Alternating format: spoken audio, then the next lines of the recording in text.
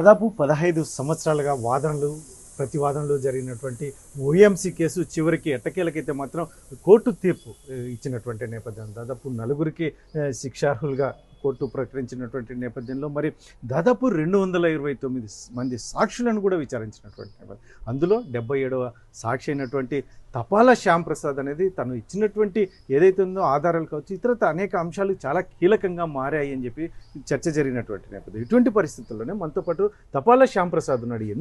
15 సంవత్సరాలు తన సుదీర్ఘ ప్రయాణం ఎలా సాగింది, అందులో ఎన్నో ఆటుపోట్లను కూడా ఎదుర్కొన్నటువంటి బెదిరింపులు కావచ్చు ఇలాంటి ఇతరత్ర అనేక అంశాలు ఎదుర్కొన్నటువంటి నేపథ్యంలో మళ్ళీ తపాలా శ్యామ్ ప్రసాద్ ఏం చెప్తారు ఆయన మాటల్లో వినే ప్రయత్నం చేద్దాం. సార్ నమస్తే సార్. ఏంటి సార్ 15 సంవత్సరాలు సుదీర్ఘ కాలం వాదనల తర్వాత ఈరోజు వచ్చిన తీర్పుపై మీరు ఎలా ఉన్నారు, ఎలా స్పందిస్తారు?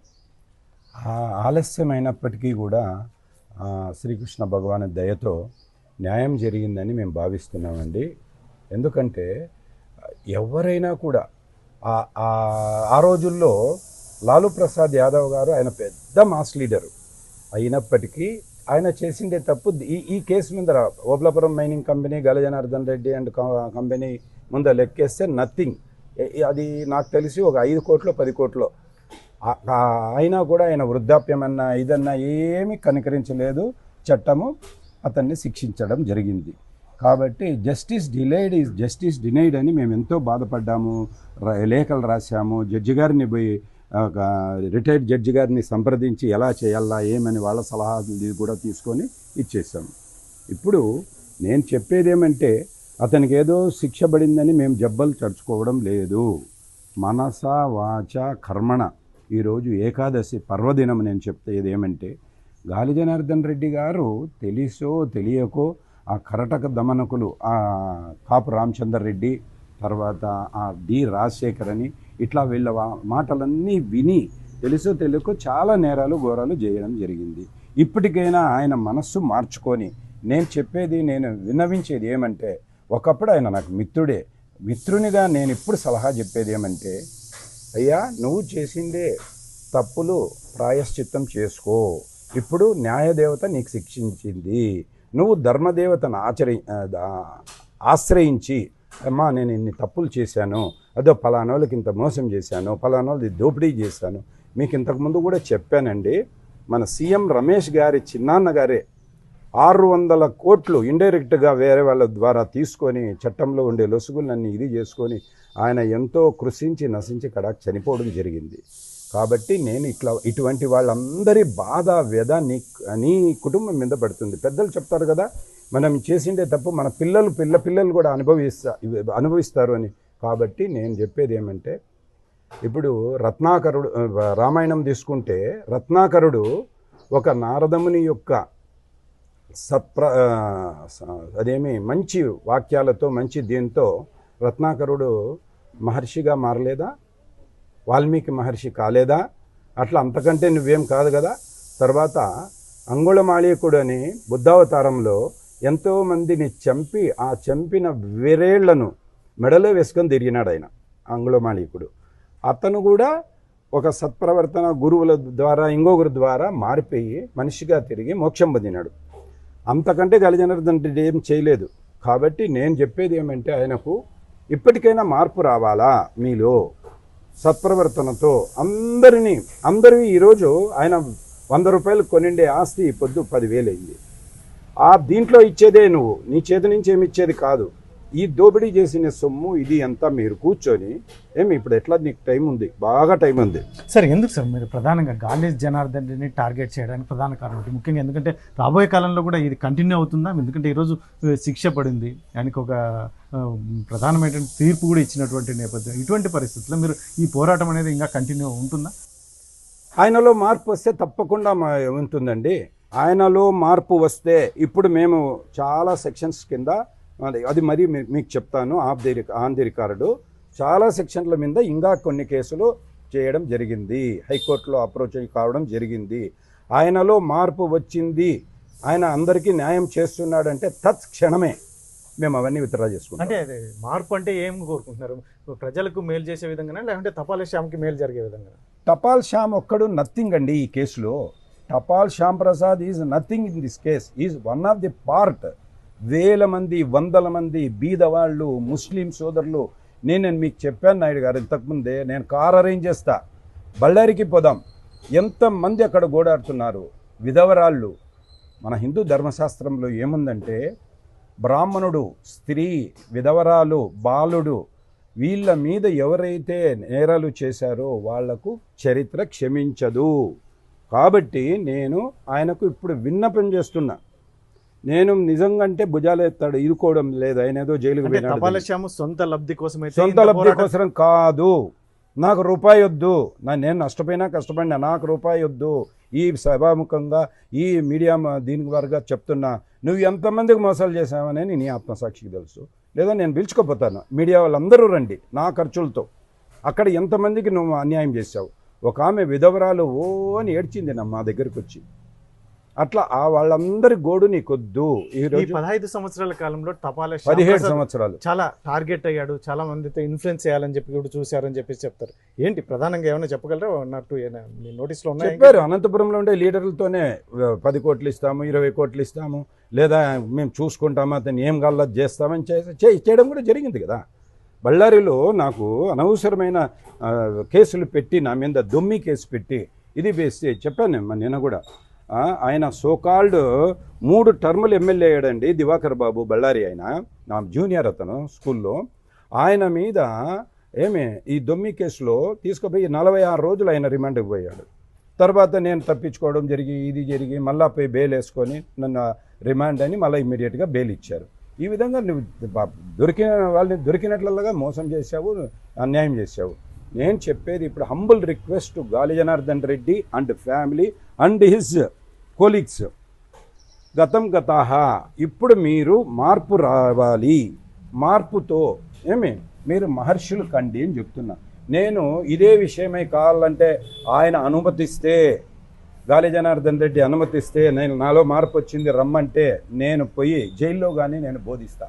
భగవద్గీత, భాగవతం, రామాయణం చదువయ్యా. అక్కడ డీజీ గారు కూడా మేము విన్నాము, చాలా స్ట్రిక్ట్ అని చెప్పి విన్నాము. ఆమె కూడా చాలా మంచి ఇదని. నేను ఆమెతో పర్మిషన్ తీసుకొని ఖైదీలందరిలో సత్ప్రవర్తన రావాలా, ఎవరు కానీ పుడతానే క్రిమినల్స్ కాదు, పుడతానే ఎవరు క్రిమినల్స్ కాదు, పరిస్థితులను బట్టి ఇంకోటో పొగరుతోనో దీంతో చేసింటారు, వాళ్ళలో మార్పు రావాలా. ఇప్పుడు మా రేవంత్ రెడ్డి ఉన్నాడు, నా శ్రేయోభిలాషి, ఆయన నాకు చాలా కావాల్సిన మనిషి, ఆయన కష్టాలు సహాయం కూడా చేసినాడు నాకు. కావాలంటే రేవంత్ రెడ్డి సీఎం గారి దగ్గరికి పోయి కావాలంటే నేను స్పెషల్ పర్మిషన్ తీసుకొని ప్రతి ఒక్క ఖైదీకి కావాలంటే బోధిస్తా, నా ఖర్చులతో నేను బోధిస్తా.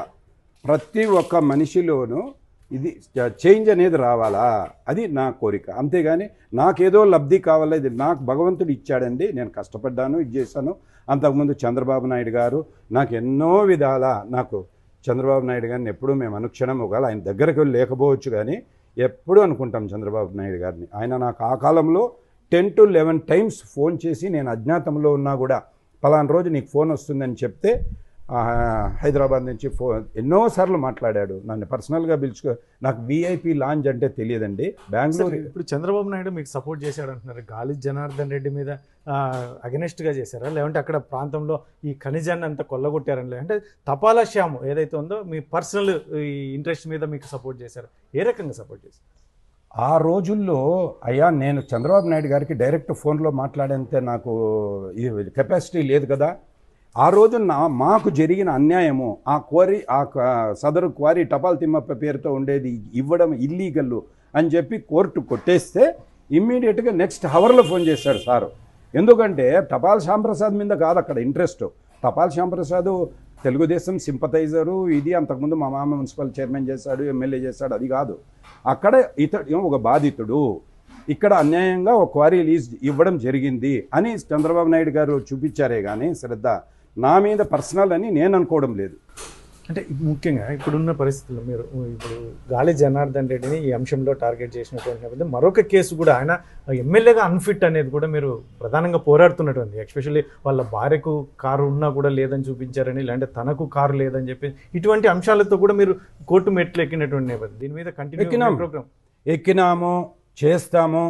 వాళ్ళల్లో మార్పు వచ్చే వరకు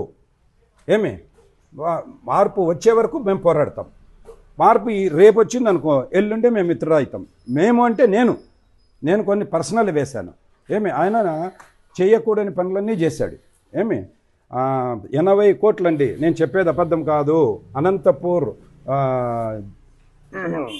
నీరజ అనే ఒక సేల్స్ ట్యాక్స్ అసిస్టెంట్ కమిషనరు 80 కోట్లు బాకీ ఉందని చెప్పి కర్ణాటకకు ఈసీఐఎఫ్ ఇండియా కర్ణాటక సిఇఓ బళ్ళారి ఆర్ఓకి అందరికీ రాశారండి. 80 కోట్లు బాకీ ఉన్నారు, ఇతను ఎమ్మెల్యేగా కంటెస్ట్ చేశాడు, యాక్షన్ తీసుకోండి అంటే యాక్షన్ తీసుకోలేదు. కాబట్టి వీళ్ళందరూ శిక్షార్హులు అవుతారు. ఇంకా ఎంతమంది పోతారు జైలుకు? ఈయన ఆల్రెడీ వెళ్ళిపోయినాడు, మంచిగా చెడ్డ అనుభవించాడు ఆయన. వాళ్ళు ఏంది అనుభవిలే. ఆయన మనోజ్ కుమార్ మీనా అని IAS officer, is very good officer. నేను పోయినా 3 సార్లు కలిచాను, ఒకసారి కాస్త 2 సార్లు భగవద్గీత ఇచ్చిన. Sir, people are believing that only eyes of society is Election Commission of India and Supreme Court. But what you are doing sir? That is my humble request. If you are not going to proper answer, I'm going to sit dharna before your office అని చెప్పాను. మళ్ళీ ఈయనపై ఆడపై బీజేపీలో చేరడము, Bharatiya Janata party వాళ్ళకు support చేయడము. Election Commission of India అంటే ఎంతో ఆయన మహానుభావుడు టిఎన్ శేషన్ గారు ఉన్నారు కదా, టిఎన్ శేషన్ గారి యొక్క ఆశయాలు కానీ ఇది కానీ 1% వీళ్ళు మెయింటైన్ చేయడం లేదని నేను ఘంటాపథంగా చెప్తా. ఈసీఐ వాళ్ళు కానీ నన్ను అరెస్ట్ చేయమనండి. సార్, మరొకటి బాగా చర్చ జరుగుతున్నటువంటి అంశం, శ్రీలక్ష్మి గారు ఓఎంసీ కేసులో శ్రీలక్ష్మి గారికి 2022లోనే ఎగ్జామ్షన్ దొరికింది అని చెప్పేసి చెప్తున్నటువంటి నేపథ్యం. ఇది ఏంటి అసలు ఎగ్జామ్షన్? పక్కగా కోర్టు ఆదేశాల మేరకే జరిగిందా? అది ఏం జరుగుతుంది? 2022లో ఆమె డిశ్చార్జ్ పిటిషన్ అలౌ చేసింది ఏకపక్షంగా. ఈవెన్ సిబిఐ వారి వాదనలు కూడా వినకుండా ఆమె చేసుకుంది. మీకు తెలుసు, అందరికీ ప్రజలకు తెలుసు, 2 జడ్జిలు జైలు పోయారా. ఒక జడ్జి గారు ఆ అవమానం తట్టుకోలేక కొడుకు చేసిండే నేరానికి దీనికి ఆయన ఉరేసుకొని చనిపోవడం జరిగిందా? ఆ విధంగా ఏం జరిగిందో ఆ దేవునికే తెలుసు. కాబట్టి సిబిఐ వాళ్ళు నేను ఇప్పుడు సిబిఐ మీద ఇంప్లీడ్ కావాలని అనుకుంటుంటే నిన్న వచ్చింది, పేపర్లో న్యూస్ వచ్చింది. కాబట్టి మేము ఊరికే ఉన్నాం. సిబిఐ వారి మీద మాకు ప్రగాఢమైన నమ్మకం ఉంది. కానీ ఒక స్టేజ్లో ఎప్పుడు ఈమె డిశ్చార్జ్ అయిందో మాకు కొద్దిగా ఏందిరా ఇది అన్నట్టుగా. ఆమె మీద నాకు పర్సనల్ ఇదే లేదండి. She is belongs to our caste, పై శ్రీలక్ష్మి. ఈవెన్ దో ఆమె చేసిన నేరాలు ఘోరాలు అంతా ఇంత కాదు. కాబట్టి ఆమె కూడా శిక్షార్హురాలే. రాజగోపాల్ గారు ఒకటే కాదు, ఆయన ఏమి చెప్తే అది ఒక్కటండి. నేను చెప్తాను, రికార్డు చూడండి మీరు దయచేసి. 18వ తేదీ జీవో హైదరాబాద్లో ఇష్యూ చేస్తే అది జీవో అంటే మీకు తెలుసు కదా, అది పోస్ట్లోనే రావాలా, రిజిస్టర్ పోస్ట్లోనే రావాలా. విడి రాజగోపాల్ బావమరిది కారులో తీసుకొని వచ్చి 19వ తేదీ సాయంత్రం అక్కడ జీవో తీసుకొని ఇంప్లిమెంట్ చేసి 18వ తేదీ జీవో 19వ తేదీ ఇక్కడ చేస్తాడండి వచ్చి. ఎగ్జిక్యూషన్ ఏడీ మైన్స్ ఆఫీస్లో. మన చంద్రబాబు నాయుడు గారు అసెంబ్లీలో మాట్లాడారు కదా, 26 నిమిషాలు మాట్లాడారు. ఎవరు? చంద్రబాబు నాయుడు గారు. అధ్యక్ష, టపాల్ శ్యాంప్రసాద్ అనే అతను కోర్టుకు పోయి జిల్లా కోర్టులో స్టేటస్ కో తెస్తే 20వ తేదీ స్టేటస్ కో ఉంటే 20వ తేదీ పర్మిట్లు ఇస్తారు. దాన్ని ఎట్లా ఇంటర్ప్రిట్ చేశాడు? ఆయన అధికారి పేరు వాళ్ళు వద్దు, ఎందుకంటే వాళ్ళందరూ ఇదైపోయినారు కాబట్టి మనం సచిన్ పామ సంపదలుచుకోలే. ఫోన్ చేసి ఏడీకి 20వ తేదీ పర్మిట్లు ఇమ్మంటాడు. జిల్లా కోర్టులో స్టే ఉన్నా కూడా స్టేటస్ కో మెయింటైన్ చేయమంటే కూడా స్టేటస్ కో సాయంత్రం వచ్చింది, మేము పొద్దున్నే ఇచ్చేసినాం పర్మిట్లు. భారతదేశ చరిత్రలో ఒకటే రోజు జీవో ఇష్యూ చేసి మరుసటి రోజు ఎగ్జిక్యూషన్, మరుసటి రోజు పర్మిట్లు ఇవ్వడము. మీరంతా దయచేసి రికార్డ్ చూడండి. నేనేదో అబద్ధాలు అపోహ కాదు. ఈరోజు ఏకాదశి, నేను అబద్ధాలు చెప్పకూడదు మేము శ్రీ వైష్ణవులు. కాబట్టి ధర్మమేవ జయతే. ధర్మో రక్షతి రక్షిత. నేను రేవంత్ రెడ్డి దగ్గరికి పోయి, మా రేవంత్ రెడ్డి గారు సీఎం దగ్గరికి పోయి, అయ్యా ఈ గాలి జనార్దన్ రెడ్డి కాదు అందరినీ నాకు వీలైనంత మార్పు చేసేదానికి ప్రయత్నం చేస్తాను, నువ్వు అలవ్ చేయని అడగబోతున్నాను. అపాయింట్మెంట్ అడుగుతున్నాను. ఏదో బిజీగా ఉన్నాడంట, ఏదో అది మళ్ళీ ఇది బెంగళూరు కూడా వస్తున్నాడంట. నేను అడిగాను అప్పుడే వాళ్ళని, తిరుపతి రెడ్డి గారు వాళ్ళంతా నాకు బాగా వేరే వాళ్ళు. ఎన్నికల అఫిడవిట్లో గాలి జనార్దన్ రెడ్డి తప్పుడు సమాచారం ఇచ్చినటువంటి నేపథ్యం చెప్పి మీరు కేసు ఎంతవరకు ఉంది సార్? ఏం జరుగుతుంది? చెప్తాను. We will succeed it. But చట్టంలో ఉన్న చిన్న చిన్న లొసుగులతో వాళ్ళు మెయింటైన్ చేస్తున్నారు. ఒకటి నంబర్ 1. నంబర్ 2 ఏమైందంటే అక్కడ గంగావతిలో డిఫీటెడ్ ఎమ్మెల్యే ఎవరన్నా రండయ్యా అంటే రారు, భయం. అన్సారీ అని అతను జస్ట్ 7,000 ఓట్లతో ఓడిపోయాడు. అయ్యా నువ్వు రావయ్యా, నువ్వు ఎమ్మెల్యే అవుతావు, నువ్వు వెయ్యవయ్యా అంటే రాడు. అంటే ఏం లెక్కేసుకోండి, భయము డబ్బు రెండు. మళ్ళీ మనం వేసాం కదా, will succeed in that, no doubt about it. CBI ఛార్జ్షీట్లో ఉందండి ఆయన కారు హెలికాప్టరు, ఆయన చూపించాడు నిల్లని. ఇంతకుముందు చూపించా కదా ఆయన అఫిడవిట్, కావాలంటే నా దగ్గర ఉంది చూడండి మీరు. దీంట్లో కొడితే కూడా అది ఓపెన్ డిమైన్ కదా. నో వెహికల్స్ అని చెప్పేసి నిల్ వెహికల్స్ నిల్, అరియర్స్ నిల్. 80 కోట్లు ఆంధ్రప్రదేశ్లో బాకీ ఉంటే మా మిత్రుడు పయావుల కేశవ్ గారికి కూడా విజ్ఞప్తి చేస్తున్నా, అయ్యా నువ్వు నాకు చెప్పు, మా ఇప్పుడు ఇన్కమ్ ట్యాక్స్లో ఏముందంటే ఇట్లా ఏదైనా గుప్తధనాలు అవి తెలిపితే 3% ఇది కమిషన్ ఇస్తారు. నువ్వెంత ఇస్తావు చెప్పు, నీ ఆ 80 కోట్లు వచ్చే దారి నేను చూపిస్తా. మా పయాగుల్లో కేశవ్ నాకు మిత్రుడు, నా శ్రేయోభిలాషి, వాళ్ళన్నా అందరూ, వాళ్ళకు కూడా విజ్ఞప్తి చేస్తున్నా. 80 కోట్లు ఇంకోటి వాళ్ళ ఇంట్రెస్టే లేదు. నేను అది పోయి అడిగాను, నేను మీరు మాకు మేము 2 లక్షలు 3 లక్షలు ఉంటే విత్ ఇంట్రెస్ట్ అని వేస్తారు కదయ్యా, ఏమి ఈ మీడియా ముఖం ద్వారా మా పయావుల కేశవ్ గారికి కూడా, ఆయన సేల్స్ ట్యాక్స్ సంబంధించి ఆర్థిక మంత్రి కదా, 80 కోట్లకు ఎందుకు ఇంట్రెస్ట్ వేయలేదు అంటే మీకు వాళ్ళకి ఏమైనా అండర్స్టాండింగ్, అంతకుముందు గవర్నమెంట్కి వాళ్ళకి అండర్స్టాండింగ్ ఉంది, ఇప్పుడు మీరు ఎందుకు చర్య తీసుకోలేదు? 80 కోట్లకు ఇంట్రెస్ట్ వేస్తే నాకు తెలిసి మినిమం 20 to 25 crores అవుతుంది. ఈ బాకీ ఉండేది 2009 2010లో. ఎందుకు మీరు జాప్యం చేస్తున్నారు? 100 కోట్లు క్రాస్ అయిపోతుంది. 100 more than 100 crores. మా పయావుల కేశవ్ గారికి, మా చంద్రబాబు నాయుడు గారికి, మా పవన్ కళ్యాణ్ గారికి, హోమ్ మినిస్టర్ అనితమ్మ గారికి నాకు రక్షణ కల్పించండి, నా మెటీరియల్ అక్కడ ఉంది, it has declared by high court and జీవోలో కూడా ఉంది, మీకు ఇస్తాను అది. గతంలో కూడా మీకు చాలా పెద్ద ఎత్తున ప్రెజర్స్ వచ్చే టార్గెట్ కూడా అయినటువంటి నేపథ్యం, ఎందుకంటే మీరు అటాక్స్ జరుగుతాయని చెప్పి కూడా రహస్యంగా కూడా ఉన్నటువంటి పరిస్థితి. మరి ఇప్పుడు మరీ తిరిగి అవి కొనసాగే అవకాశం ఏమైనా ఉంటుందా? ఉండకపోవచ్చు. ఫేస్ చేస్తారా దాన్ని? Yes, definitely. నేను ఎప్పుడే చెప్పాను, జాతస్య హిద్రువో మృత్యుర్ధ్రువం, పుట్టినవాడు చావక తప్పదు, ఆయన చేతిలో నేను చచ్చేది ఉంటే సస్తా.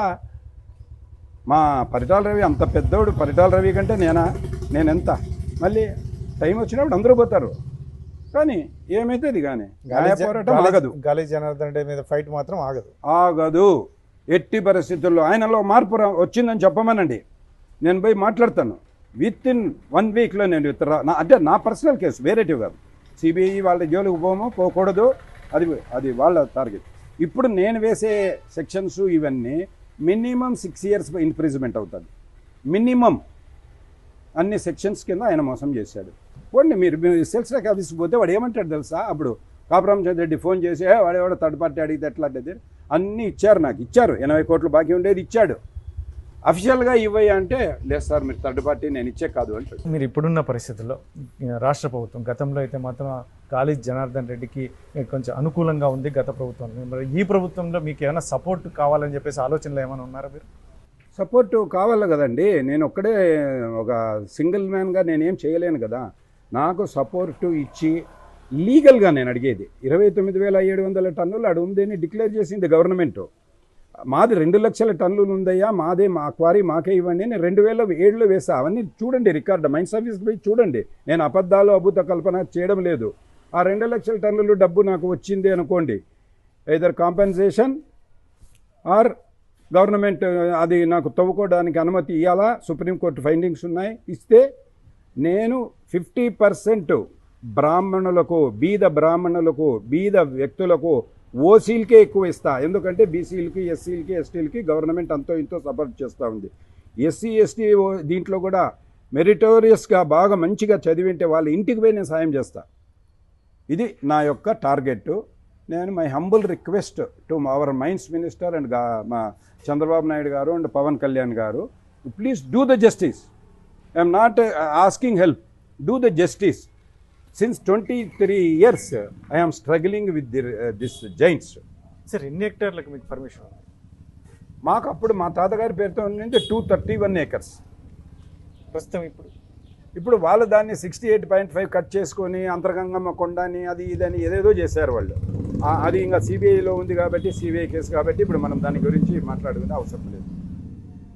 నేను వేసిండే అప్లికేషన్ నాది కరెక్టు, ఇతనికి ఇవ్వకుండా, ఇతని మెటీరియల్ ఉంటే ఇవ్వకుండా ప్రీ జడ్జెడ్ అని చెప్పి కొట్టేసింది రోహిణి మేడం గారు. దాని మీద అప్పీల్ పోవాలా. ఇప్పుడు గాలి జనార్దన్ రెడ్డి మీద కేసు అంటేనే లాయర్లు 50 లక్షలు ఇస్తావా, ₹1,00,00,000 ఇస్తావా అనే ఫీజు ఉంది. అంత నేను ఫైనాన్స్గా ఇచ్చుకోలేను ఏమి. అందుకు నేను న్యాయంగా నాకు రావాల్సిన ఇది చంద్రబాబు నాయుడు గారిని, పవన్ కళ్యాణ్ గారిని, మైన్స్ మినిస్టర్ని రిక్వెస్ట్ చేసుకునేది, లీగల్గా నాకు హెల్ప్ చేయండి. నాది తప్పుండి నాది ఇది ఉంటే వద్దు, ప్లస్ నాకు రక్షణ కల్పించండి. ఎప్పుడు ఎన్నో ఏండ్ల నుంచి అడుగుతున్నా. ఇంకోటి ఏం తెలుసా నాయుడు గారు, సిబిఐ జడ్జి గారు సిబిఐ జేడీకి ఇన్స్ట్రక్షన్స్ ఇచ్చారు.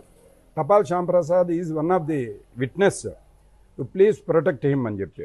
ఆయన పాపం ఆయన కళ్యాణ్ చక్రవర్తి అని ఎస్పీ గారు ఇమ్మీడియట్గా అమరావతికి డీజీపీకి రాశాడు, Tapal Shyamprasad is a crucial witness in our case, please protect him and give security అని. ఆడ అమరావతికి పోతే నాకు ఇంటర్వ్యూనే లేదు, ఏంది లేదు. మళ్ళీ ఒక లెటర్ వచ్చింది ఈ 30 రోజులకి, ఏమంటే నువ్వు పోయి అనంతపురం ఎస్పీకి కనపడని. అప్పుడు ఆయన దగ్గర పక్కీరప్ప గారి దగ్గరికి పోతే ఆయన ఇంటర్వ్యూ కూడా ఇవ్వడు. కానీ నేను దేనికి భయపడమండి. ఇదంతా గత ప్రభుత్వంలో జరిగింది. గత ప్రభుత్వంలో జరిగింది. ఇప్పుడన్నా కూడా ఏదైనా జరిగితే మంచిది అంటే నేను సంతోషపడతాను. లేదా మా పోరాటం మాకు ఉంటుంది. అజ్ఞాతంగా టికెట్ కూడా ఇబ్బంది. అమెరికాలో పోయి ఉన్నాను నేను 6 నెలలు అప్పుడు. ఎందుకంటే అప్పుడు వీళ్ళది హవా జరుగుతుంది బ్రహ్మాండంగా. దీని నుంచి కూడా లేట్ అయింది ఈ డిస్క్వాలిఫై పిటిషన్. నేను 6 నెలలు అమెరికాలో ఉండవల్ల జరిగింది. ఇప్పుడు దీన్ని ఏందో తేల్చుకొని పోతాం. రైట్. Thank you. ఇది మొత్తం మీద అయితే తపాల శ్యాంప్రసాద్ చెప్తున్నటువంటి ఏదైతే సుదీర్ఘంగా 17 సంవత్సరాల పాటు సాగినటువంటి ఓఎంసీ కేసు ఈరోజు తీర్పు రావడం అనేది మా పోరాటం ఏదైతే ఉందో, మేము ఇన్ని రోజులు కష్టపడిన దానికి ప్రతిఫలం దక్కిందని ఒకవైపు అనుకుంటుంది. మరోవైపు ఏదైతే ఉందో గాలి జనార్దన్ రెడ్డి అంశం అనేది ఏదైతే ఉందో ఎన్నికల అఫిడవిట్కి పొందుపరిచినటువంటి తప్పుల తడుకకి సంబంధించి అన్నీ మేము సాక్ష్యాలతో సహా కోర్టును ఆశ్రయించినటువంటి నేపథ్యం ఖచ్చితంగా ఈ పోరాటం అయితే ఆగదు, ఖచ్చితంగా కంటిన్యూగా చేస్తాం. ముఖ్యంగా ఎప్పుడైతే గాలి జనార్దన్ రెడ్డిలో మార్పు వస్తే మాత్రం తనకు వ్యక్తిగతంగా ఉన్నటువంటి కేసుల అంశంలో మాత్రం నేను డ్రాప్ అవడానికి సిద్ధమే, అతను జైల్లో ఉన్నా కూడా వెళ్ళి మాట్లాడడానికి నేను సిద్ధంగా ఉన్నానని చెప్పి తపాల శ్యామ్ చెప్తున్నటువంటి నేపథ్యం. మరొక రాష్ట్ర ప్రభుత్వం అయితే మాత్రం తనకు రక్షణ కల్పించాలి. అందులో ముఖ్యంగా తనకున్నటువంటి పర్మిషన్స్ ఉన్నటువంటి మైనింగ్ చేసుకోవడానికి ఆ పర్మిషన్స్ బేస్ చేసుకుని ఖచ్చితంగా నాకు అవకాశం కల్పిస్తే దానిలో వచ్చేటువంటి 50% అర్నింగ్ కూడా నేను పేద ప్రజల కోసం ఖర్చు పెడతాను అని చెప్పేసి తపాల శ్యాంప్రసాద్ చెప్తున్నటువంటి నేపథ్యం. మరిన్ని వీడియోస్ కోసం ఛానల్ ని సబ్స్క్రైబ్ చేయండి. లేటెస్ట్ అప్డేట్స్ కోసం వాట్సాప్ ఛానల్ ని ఫాలో అవ్వండి. ఆ లింక్ డిస్క్రిప్షన్ లో ఉంది.